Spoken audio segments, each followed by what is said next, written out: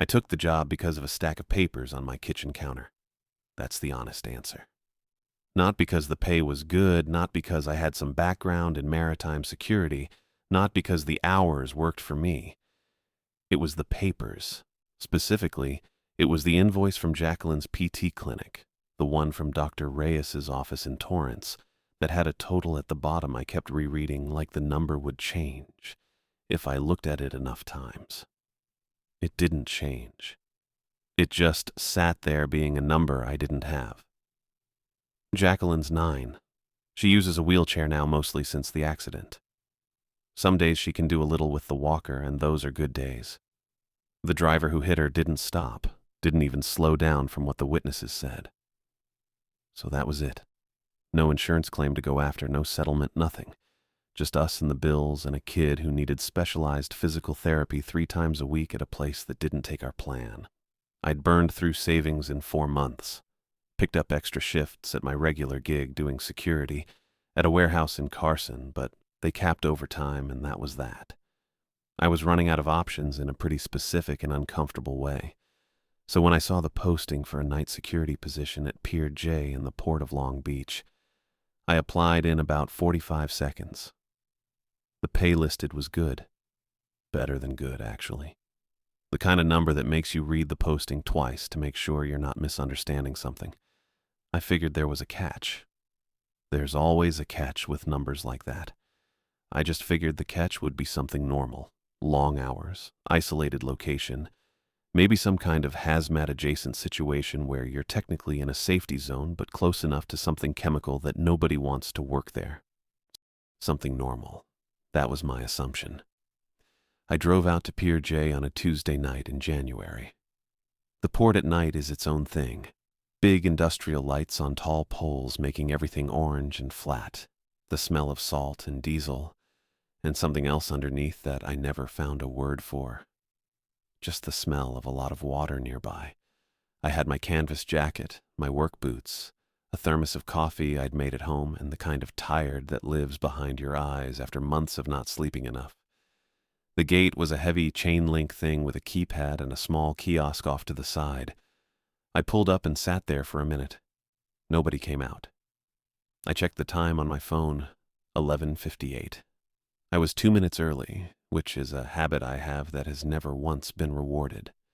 Then the kiosk door opened and Jeff Henry walked out. I want to be accurate about this because it matters. My first thought, genuinely, was that something had happened to this man, not recently, like something had been happening to him for a long time, and it had finally gotten most of the way done. He was stocky, maybe 5'9", with gray hair pushed back from his forehead in a way that suggested he'd done it with his hand sometime last week and hadn't touched it since. His uniform was a supervisor's uniform. I could tell by the stripe on the sleeve, but it looked like he'd been sleeping in it.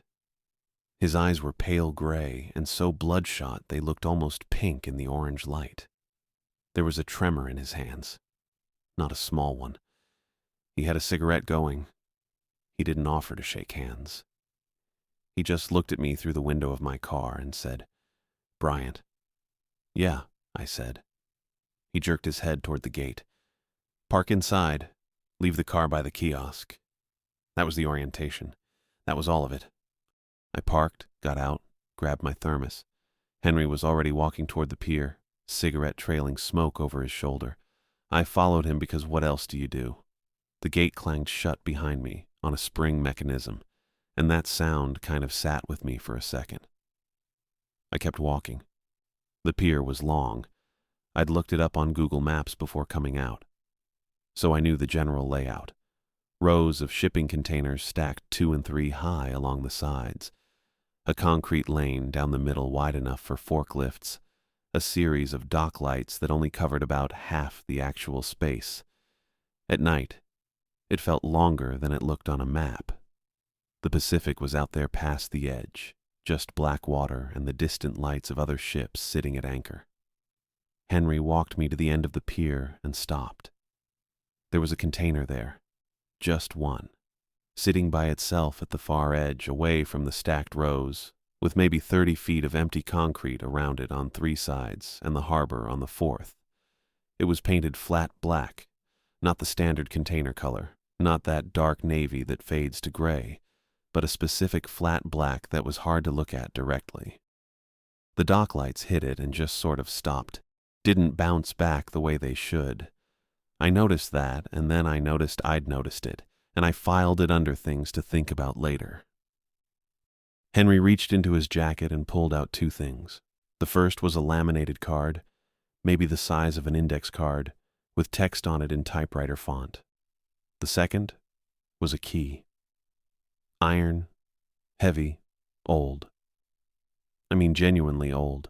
The kind of old where you think about the fact that someone made this thing by hand a long time ago.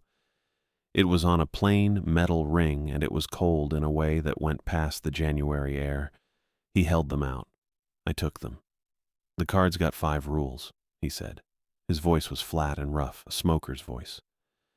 No warmth in it at all, but not mean either. Just empty. You follow them. That's the job.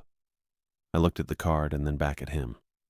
What's the actual job, though? Like, what am I securing? You're keeping the tenant satisfied. He nodded toward the black container. I waited for more. There wasn't more.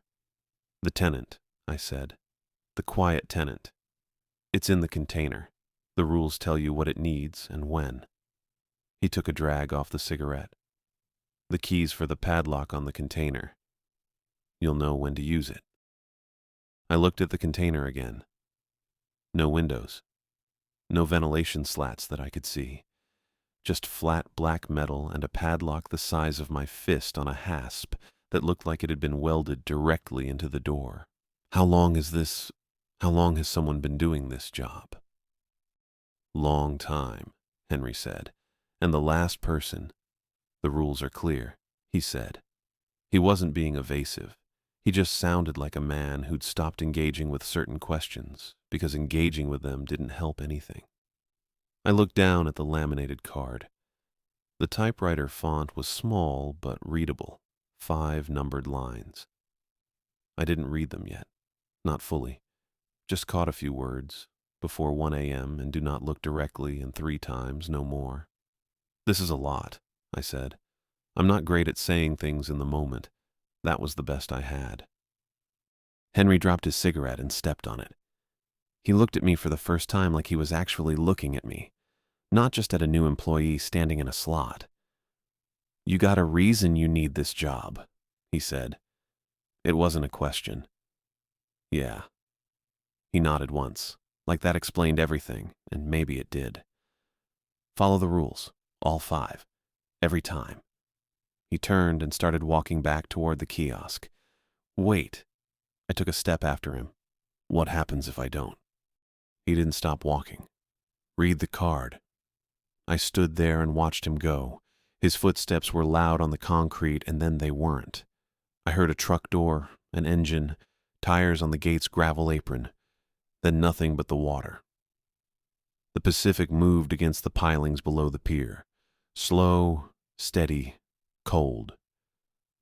I was alone at the far end of Pier J with an iron key in one hand, a laminated card in the other, and a container full of something someone had decided to call the quiet tenant. I looked at the card. I started reading. The rules were printed in Courier New. I remember that specifically because my mom had an old typewriter she kept on a shelf in the living room when I was a kid, purely decorative, and the font on the card matched it exactly. Someone had typed these rules on an actual typewriter or gone out of their way to make them look like they had. I wasn't sure which was weirder. There were 5 of them. Rule 1. Fill the silver bowl with harbor water at 1 a.m. Exactly. Not tap water. Not bottled. Harbor water, drawn from the pier's east ladder, poured in full before 1:05 a.m. Rule 2. If you hear clanging from the black container between 1:30 and 2 a.m., approach and knock 3 times. Flat palm, not knuckles. Wait for silence before stepping back. Rule 3. Between 2 and 3 a.m., do not approach the railing on the harbor side. Do not look at the water. Do not respond to any voice you hear coming from below the pier. Any voice. No exceptions. Rule 4. If the key grows hot, go to the container immediately. Unlock it, open both doors fully, and turn your back to the opening. Do not look inside. Wait until you hear the bowl go quiet, then close and lock the doors. Rule 5. Do not shine a direct light source at the black container after midnight. That was it. 5 rules. Laminated, the size of an index card, a small hole punched in the top left corner like it was meant to go on a key ring. The back was blank. I stood there on the pier reading it twice, maybe 3 times. The Pacific was doing its thing below me, that slow, rhythmic push against the pilings, and the overhead lights along the pier were buzzing the way old fluorescents do, that faint electrical tick that you stop hearing after a while. I read the rules a 4th time. My first thought, genuinely, was that Henry had done this to every new hire. Typed up a dramatic little card, handed over a prop key, pointed at a container, and called it something ominous, then drove off to watch from somewhere on a phone camera. I'd worked enough jobs where the existing crew liked to mess with the new guy. Warehouses, mostly. One parking structure where the overnight guys had convinced a new hire that the elevator on level 4 had a ghost, which turned out to be a motion-sensitive air freshener someone had zip-tied to the ceiling. Grown men. I don't know. This felt like that. It felt exactly like that. And I decided to treat it like that. And I folded the card and put it in my breast pocket and got to work. What I actually knew how to do was check a perimeter. That's the job. Strip down. You walk the boundary, you verify the locks, you log anything that looks off, you move on. I'd been doing versions of it for 6 years, across 3 different companies. I wasn't fast at it, but I was thorough, which matters more on a quiet pier at midnight than speed does. Pier J was long. Longer than it looked from the gate. The main spine of it ran maybe 400 feet out over the water, with container stacks on both sides and a narrow service lane down the middle. Most of the containers were standard. Maersk, Costco, a few MSC boxes with the logo faded down to almost nothing. They were locked with standard ISO padlocks, the kind you can get at any hardware store, and I checked about 40 of them in the first pass. All sealed. No signs of tampering. The concrete was stained with old oil and salt residue, and in a couple spots someone had spray-painted numbers that probably meant something to the longshoremen who worked the day shift. I wrote nothing in my log because there was nothing to write. The black container was at the far end. I'd already seen it with Henry, but I walked past it again during my perimeter check and gave it a wide berth without really deciding to. It was just what my feet did. The thing sat on a concrete pad that was slightly raised from the rest of the pier surface, like it had been poured specifically for that container, and nothing else. No shipping company logo, no container number stenciled on the side. Just that flat black paint that didn't catch the overhead lights the way the other containers did. I looked at it for maybe 3 seconds and kept walking. I got back to the kiosk around 12:30. There was a folding chair inside and a small space heater that worked, and someone had left a copy of a Sports Illustrated from 2 years ago on the floor, which I read most of. I'm not a big sports person, but it was something to do. I checked my phone. I had a text from my sister asking if I'd started the new job. I typed back, yeah, going fine, which was technically accurate. I thought about texting my wife, but it was past midnight and she'd be asleep. And anyway, what would I say? Hey, my supervisor handed me a haunted index card and drove away. That's not a text you send. I put my phone away and watched the clock on my phone hit 1 a.m. I got up. The east ladder was a metal access ladder bolted to the side of the pier about halfway down, the kind they use for emergency water access. There was a bucket on a hook next to it, orange plastic, the kind you'd find at a Home Depot. It had a rope tied through the handle. Someone had left it there on purpose. I dropped it over the side and felt it hit the water and pulled it back up, and it came up full and cold and smelling like salt and diesel and something else I couldn't name. That harbor smell. It's not clean ocean smell. It's working water smell, which is different. I carried the bucket to the black container. The silver bowl was there, bolted directly to the concrete pad on a short steel post, like a bird bath with ambitions. It was real silver, or at least silver-colored. and it was bigger than I'd expected. Maybe 14 inches across, shallow, with a slight lip around the edge. It was bone dry. I looked at it for a second, looked at the bucket, looked at the container. I poured the water in. The purple happened instantly. Not gradually, not slowly. Instantly, the moment the harbor water touched the silver, the whole surface went this deep bruised color, somewhere between eggplant and a bad contusion. And it steamed. Not a lot, just a thin curl of vapor rising off the surface, but the night air was maybe 55 degrees, and harbor water doesn't steam in 55-degree air. It just doesn't. I took 4 steps back, maybe 5. I stood there and looked at the purple water steaming in the silver bowl, and I thought, okay. So that's real. I don't know what I expected to feel in that moment. Terrified, maybe. Some kind of dramatic internal reckoning. What I actually felt was tired and a little stupid for having spent an hour convincing myself it was a prank, and also very aware that I was standing alone on a pier at 1 a.m. with no one to call. I pulled out the card and read Rule 2 again. If you hear clanging from the black container between 1:30 and 2 a.m., approach and knock 3 times. Flat palm, not knuckles. I walked back to the kiosk and sat down and watched the Sports Illustrated without reading it. At 1:45, the clanging started. It was slow, deliberate. 1 hit, then a pause, then another, then another. Metal on metal, coming from inside the container, evenly spaced like something counting out a rhythm. Not frantic, not desperate, patient. That was the part that got me. It was patient. I sat in the folding chair for probably 30 seconds longer than I should have. Then I stood up and walked back down the pier. My boots were loud on the concrete. I was aware of how loud they were. The clanging was still going when I got there. Same pace, same weight behind each hit. I stopped in front of the container doors and looked at the flat black surface, and raised my right hand and pressed my palm flat against the metal and knocked 3 times. The metal was cold, colder than the air, colder than the harbor water had been. The clanging stopped. What came after it was not silence. I want to be clear about that. It wasn't quiet. It was the opposite of quiet, actually, except there was no sound. Just this low frequency that I felt in my jaw, in the back of my molars, like when you're near a subwoofer that's turned up too high, and your whole skull starts to resonate. It wasn't painful.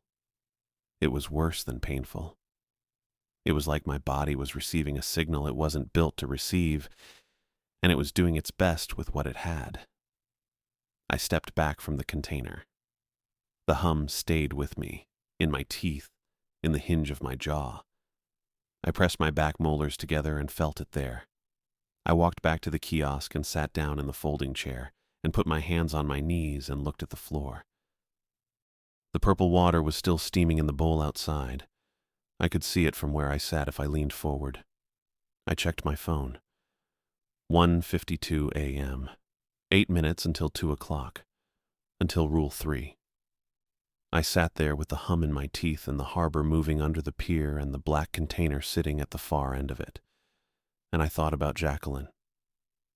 I do that. When things get bad, I think about her, which is either a coping mechanism or just the truest thing about me. I'm not sure. I thought about the physical therapy schedule on the fridge at home, the one with the color-coded blocks. I thought about what the envelope in Henry's truck might actually contain. The hum faded slowly, over maybe 10 minutes until it was gone. I kept sitting. I kept watching the pier. 2 a.m. was coming. The fog came in at 2:03. I know the exact time because I checked my phone right when I smelled it. That smell hit first. Rotting kelp and something metallic underneath it, like old pennies left in standing water. I'd been out on the pier doing a slow walk, just keeping my legs moving, and then the air just changed. One breath it was cold salt air, the next it was that. I stopped walking. The fog itself moved wrong. Normal harbor fog comes in gradual, soft, kind of lazy. This came in like it had somewhere to be. It swallowed the far end of the pier first, then rolled toward me in a low wall, maybe 4 feet high. And I watched it come, and I thought, okay. Rule 3 is at 2 a.m., and it's 2:03, and this is probably what Rule 3 is about. I put my phone away. I stood still. The fog settled around my knees and kept rising, slow, until it was chest height, and I was standing in it with my chin above the surface and the black container invisible somewhere at the other end of the pier. The dock lights turned into blurry orange smears. The harbor sounds went muffled. I could hear the water under the pier, but it sounded farther away than it should have, like the fog was eating the distance. Then I heard Ember. She was crying. Not a lot, not dramatic, just that particular sound she makes when she's really scared and trying not to be. I know that sound. I've heard it maybe 4 times in 12 years, and I know it the way I know my own name. It came from below the pier. From the water. I took 3 steps toward the railing before I even knew I was moving. My hand was reaching out for the railing post, and my foot was already lifting for the 4th step when something in my brain caught up with my legs, and I stopped. Just stopped. Stood there with 1 foot half raised like an idiot. The voice kept going. Ember, scared, somewhere in the black water under the pier, and my whole body wanted to go to the railing and look over and call back to her. Rule 3. Don't approach the water between 2 and 3 a.m., regardless of what you hear. Regardless of what you hear. I remember reading that and thinking, what a weird way to phrase it. Regardless. Like Henry had thought about all the different things a person might hear and decided the word regardless covered all of them. I understood it now. I understood exactly what he meant. I turned around and walked the other direction, back toward the kiosk, and the voice followed me. It moved with me, still below, still in the water, but tracking me down the length of the pier. Ember's voice, the real version of it, the exact pitch and the exact way she breathes between words when she's crying. I kept walking.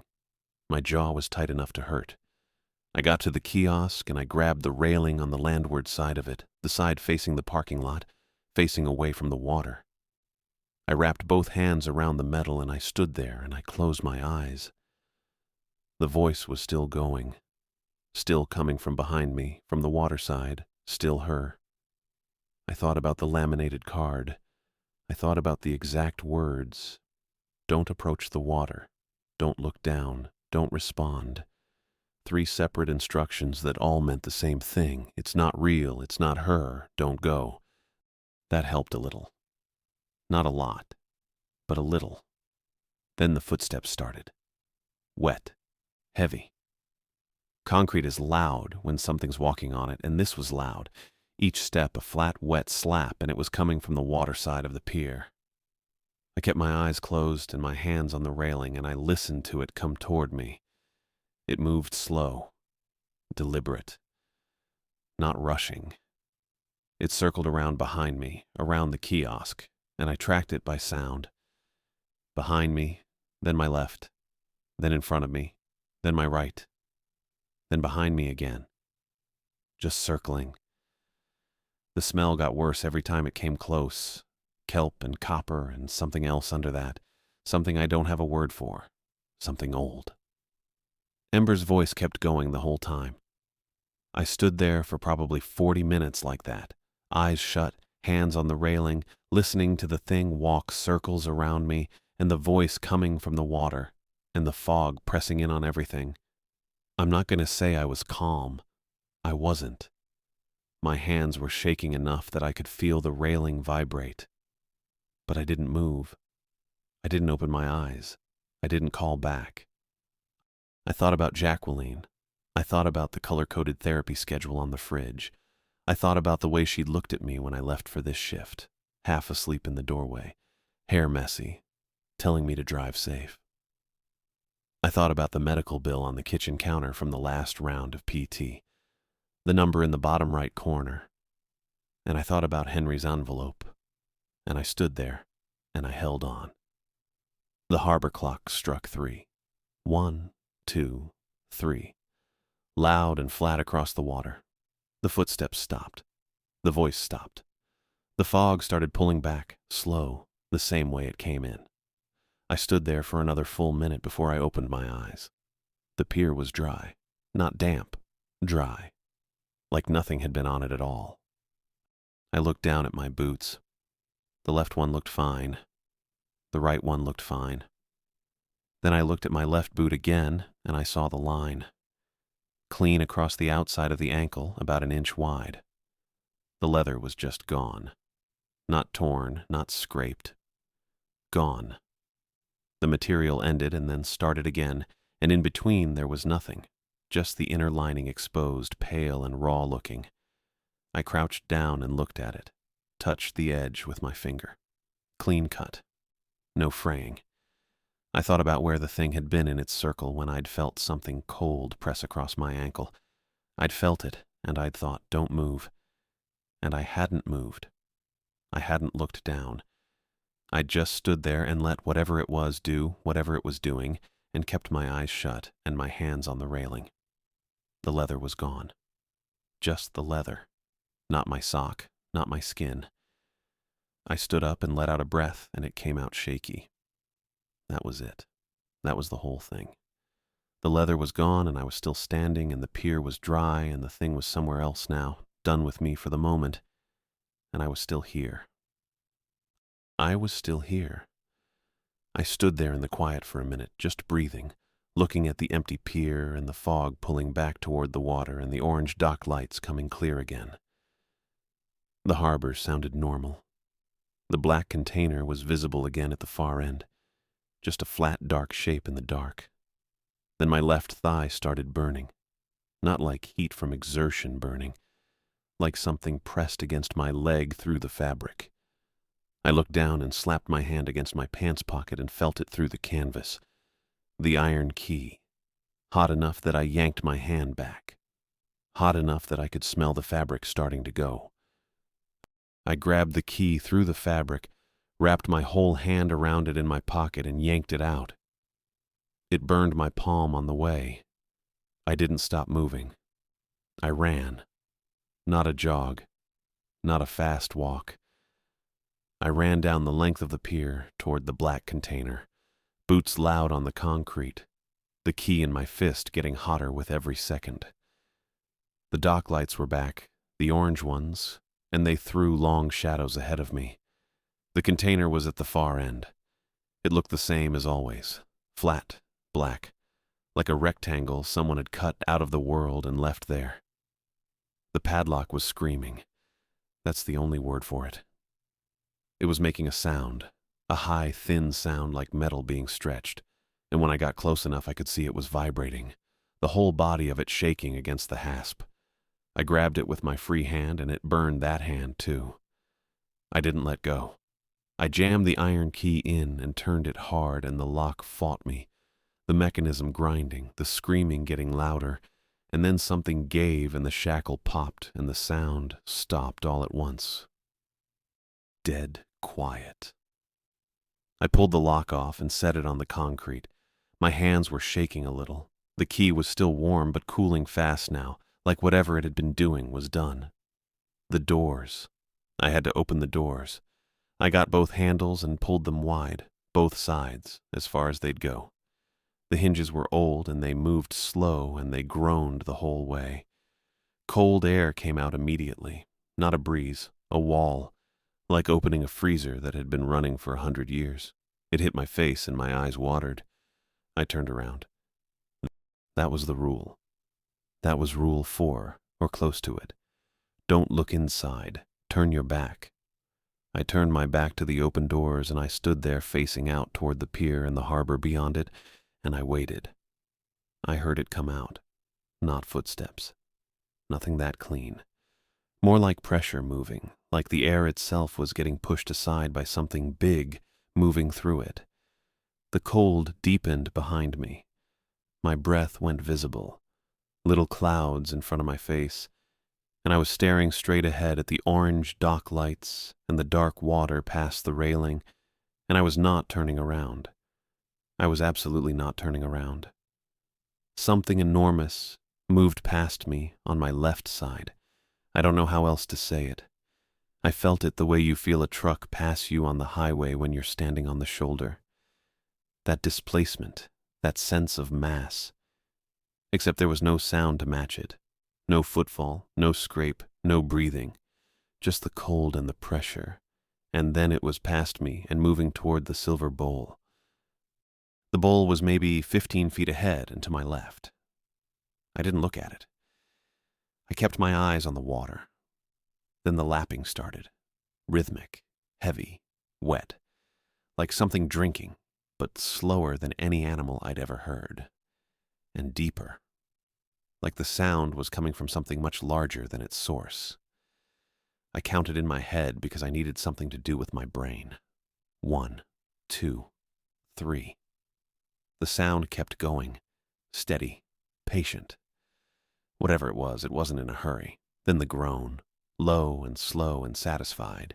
It moved through my chest like a bass note through a subwoofer. Nothing human makes that sound. Nothing I've ever heard makes that sound. It came from somewhere in front of me, and it lasted maybe 4 seconds, and then it was just gone. And the pier was quiet again. And the air was still freezing cold. I kept counting. 10 minutes. That's what I'd figured from the rules. 10 minutes, then close the doors. I didn't have a timer running. I was just counting in my head. 1 Mississippi, 2 Mississippi, the way you do when you're a kid playing hide and seek and you're trying to be honest about it. I was not being a kid. I was a 38-year-old man standing with his back to an open shipping container in the port of Long Beach at 3:30 in the morning, counting Mississippi in his head because something enormous had just slid out behind him and was drinking from a silver bowl. That's where I was at. I thought about Jacqueline, not in a dramatic way. She just showed up in my head the way she does, the way she has since the accident. Her face. The way she looked at me the last time I visited the rehab center, tired but still her, still cracking jokes about the physical therapist's playlist. She had opinions about music, strong ones, always had. I kept counting. Around the 8-minute mark, the cold started to ease. Gradual, the air warming back toward normal in small increments. I could feel it on my face first, then my hands. My breath stopped clouding. Whatever was out here was going back. I heard the pressure move again, behind me, past me, back toward the container. I waited until I couldn't feel the cold anymore. Waited another 30 seconds past that just to be sure. Then I turned around. The pier was empty. The doors were still open. The darkness inside the container was total, no depth to it.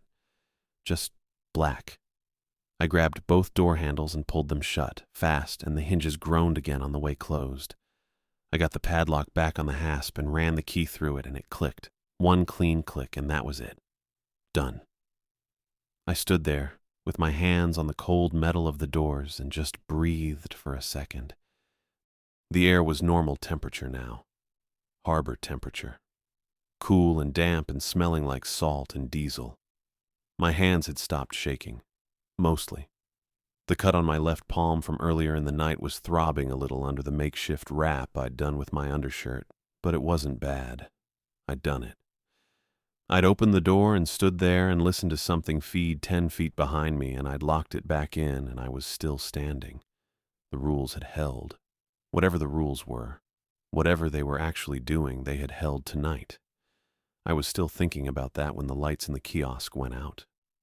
All of them. At once. The orange dock lights, the fluorescents in the little booth at the pier entrance, the small light over the equipment locker. Everything. The pier went completely dark, and I mean dark. The kind of dark you don't get in the city. The kind where you put your hand in front of your face and get nothing back. I stood very still. The harbor was still there. I could hear it. Water against the pilings, the distant sound of a container ship somewhere out in the channel. Normal sounds. The pier itself was silent. I reached for my mag light. I clicked it on. The beam caught the black container dead center, and I knew the second it did that, I'd made a mistake. Not the kind of mistake where you think, okay, that was dumb, and you move on. The kind where your body figures it out before your brain does, and your stomach drops and your legs go loose. The surface moved, not like a trick of the light, not like the beam was playing off condensation or rust or anything that made sense. The flat black metal rippled, slow, outward from the point where the light hit it, like I'd dropped something into still water. Wave after wave moving out toward the edges and then folding back. And the whole time the container looked less like a container and more like something that was just barely holding a shape it had chosen. I killed the beam. Stood there in the dark with my heart going hard enough that I could feel it in my ears. The rippling didn't stop right away. I could still hear it. The metal, if it was still metal, making a low sound like a sheet being shaken out. Then quieter. Then nothing. I waited maybe 30 seconds, probably less. Then I turned the mag light back on because I had to see, and I pointed it at the ground instead of at the container. Let the bounce light reach it, and that's when I saw the eye. It had opened on the surface facing me. Pale, the way something is pale when it's never been in sunlight. That almost white color that's not quite any color at all. 5 feet across, easy, maybe more. The pupil was vertical, thin as a line at first, and then it flooded yellow. Not glowing, not lit from behind, just yellow, the way a thing is yellow. It found me. I don't know how else to say that. It wasn't scanning, wasn't moving around. It opened, and it was already looking at me. The container tilted, forward, toward me, just a few degrees, and the concrete underneath it made a sound I felt more than heard, a deep crack that ran up through the soles of my boots and into my ankles. The container was maybe 40 feet long, and however many tons that is, and it was leaning off the pier toward me like it weighed nothing. I understood what I'd done. The light had given it something, a direction, a point to push against. I didn't know the physics of it or the logic of it, but I understood it the way you understand a door is locked, just a fact. And the fact was that the beam had broken something that was supposed to keep the geometry of that box intact. I turned the mag light off and ran, not away from the container, toward the silver bowl. I don't know why I knew that was the move. The rules, maybe, the logic of the rules. The bowl had been the offering point all night, and it was the only thing I had that had worked. I sprinted across the concrete in the dark. No light, just counting steps and hoping I didn't go off the edge into the harbor. And I hit my knee on the bolted base of the bowl hard enough that I saw white and had to grab the rim to stay upright. Dry. The bowl was completely dry. Whatever had come out of the container at 3:30 had taken everything. I had my water bottle, half full, maybe a little less, warm from being in my jacket pocket all night. I upended it into the bowl. The water hit the silver and just sat there. Flat. Nothing. No purple. No steam. Nothing. It was just water in a bowl, and whatever that meant it wasn't enough. The concrete cracked again behind me, louder this time. I didn't look back. I don't know how I didn't look back, but I didn't. I had my pocket knife on my right hip, the small one I'd carried since I worked a parking garage in Inglewood, and learned that being completely unarmed in an empty structure at 2 a.m. was a choice I didn't want to keep making. I got it open. 3-inch blade. Nothing impressive. I held my left hand over the bowl and I made a cut across the palm, and it hurt more than I expected. A sharp, bright line of pain. And I held the cut over the water and let it run. It wasn't a lot. A thin stream of it, dark in the dark, dripping down into the water in the bowl. I pressed the edges of the cut together, let it pool, let it drip. I kept my eyes on the bowl because looking at the container wasn't going to help anything. The yellow light behind me went out. I felt it go more than saw it. The quality of the dark changed. The way a room changes when you turn off a lamp even if you're not facing it. Then the metal sound, that low, shaking sheet sound, went still. then nothing for a second. Then the container came down. The thud went through the whole pier. I felt it in my knees, in my jaw, in the fillings in my back teeth. A concussive drop, all that weight settling back onto the concrete, and then silence so complete I could hear my own blood hitting the silver bowl. I stood there, hand over the bowl, not moving. After a while, I straightened up and wrapped my hand with a strip I tore from the hem of my undershirt, which was already a mess from earlier in the night anyway. I tied it tight and held my fist closed and looked at the container. Flat black, smooth, nothing on the surface. No eye, no ripple, no lean. Just a container sitting at the edge of a pier the way containers do. I sat down on the concrete, right there next to the bowl. The cold came up through my jeans immediately, and I didn't move anyway. My back was to the harbor. I was facing the container, and I kept my eyes on it, and I didn't use the mag light again. My hand throbbed. The knee I'd hit on the bowl base was going to be purple by morning. I was cold and tired, and I smelled like salt and rust and whatever the harbor smells like at 4 a.m, which is not good. I sat there, and I watched the container, and I thought about Jacqueline. Her PT appointments were Tuesdays and Thursdays. The place was in Torrance, a 40-minute drive from our apartment, and she'd been going for 6 months, and the progress was real. The doctor had said so, the therapist had said so, and the bills were also real, and they were stacked on the kitchen counter in a pile I'd stopped opening because opening them didn't change the number. This was the number. Whatever was in that envelope Henry had mentioned.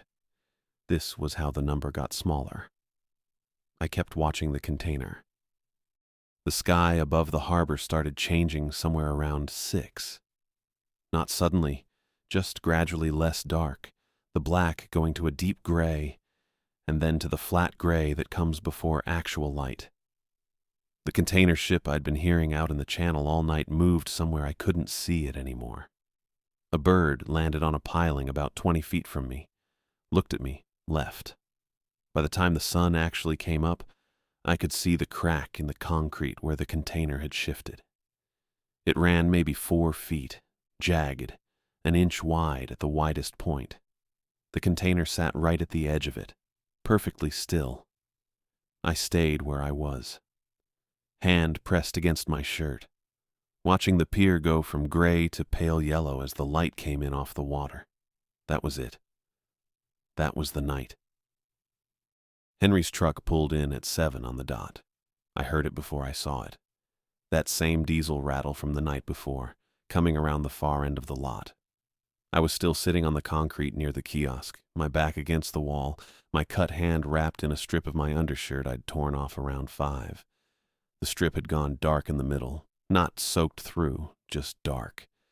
It had stopped hurting somewhere around 6 and started itching instead, which I figured was probably fine. I didn't get up right away. I watched the truck park, watched Henry get out slow, the way a man gets out of a car when his knees have opinions about it. He had a cigarette already going. He stood by the truck door for a second and looked out at the pier the way you look at weather, just taking stock of it, not reacting to what he saw. Then he walked toward me. He didn't walk fast. He didn't look alarmed.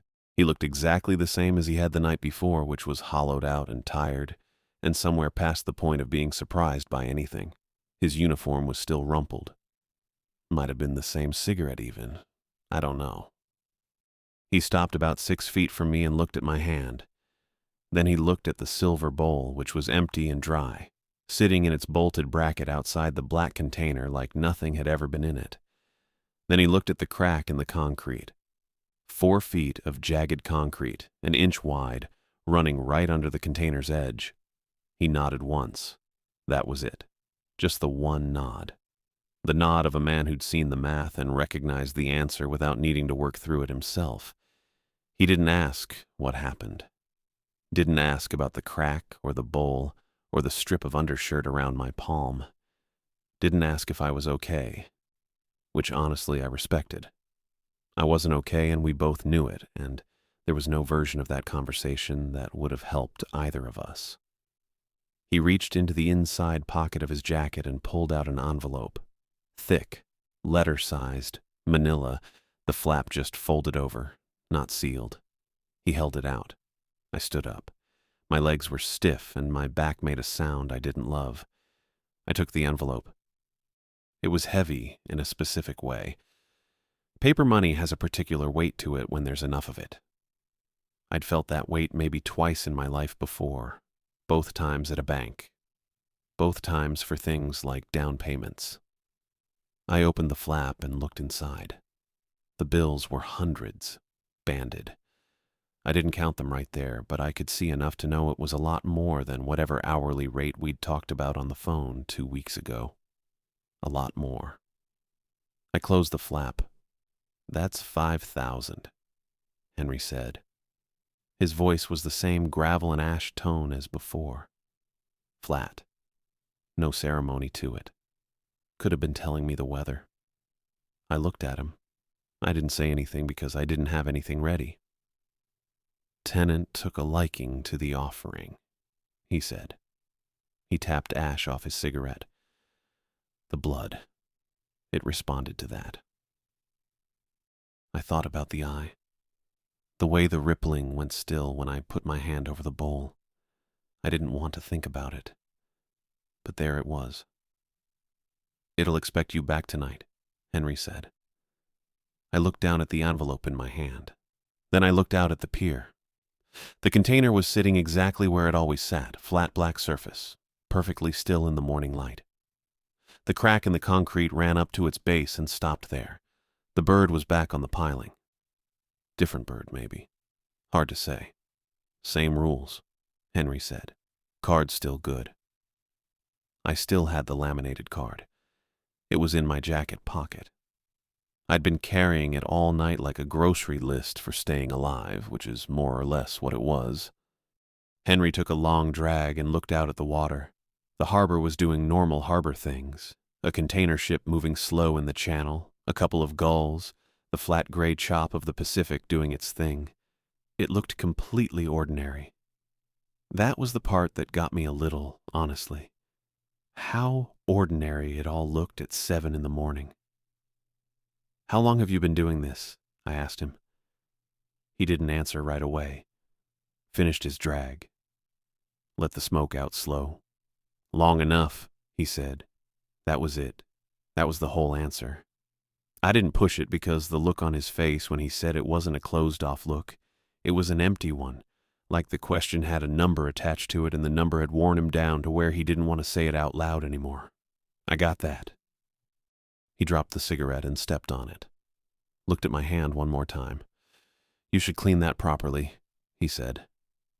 "Infection's a real thing." "Yeah," I said.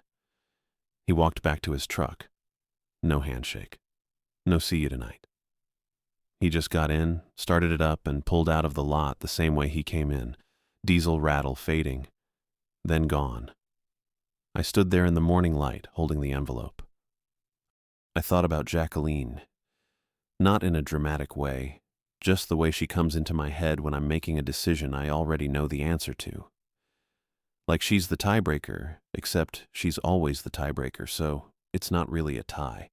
I thought about the stack of envelopes on the kitchen counter at home, the ones from the therapy center and the specialist and the place that makes her chair. The ones I'd stopped opening because the numbers inside them didn't change just because I looked at them. $5,000 in one night. I did the math without meaning to. Couldn't help it. I'm not good at a lot of things, but I know how to look at a number and figure out what it covers. This covered 2 months of the therapy sessions. More than 2 months, actually. This was the difference between the specialist calling us back and not calling us back. Jacqueline had been doing this thing lately where she'd squeeze my hand twice when she wanted me to know she was okay. 2 quick squeezes. She started doing it after the accident, I think, because she could see I was scared and she was trying to tell me not to be. She's 9. She was reassuring me. That's her. I put the envelope in my jacket pocket, next to the laminated card. The walk to my car was maybe 200 feet. I took it slow. My boots were loud on the concrete and I could hear the water under the pier. The usual slap and pull of it against the pilings. Normal sounds. The sun was fully up now and the light was coming in clean off the water, the kind of flat white morning light you get in Long Beach when the marine layer hasn't rolled in yet. I got to my car, a 2009 Civic, gray, one hubcap missing on the passenger side rear. I'd been meaning to replace it for about a year. I unlocked it and opened the door and stood there for a second with my hand on the roof. I already knew I was coming back.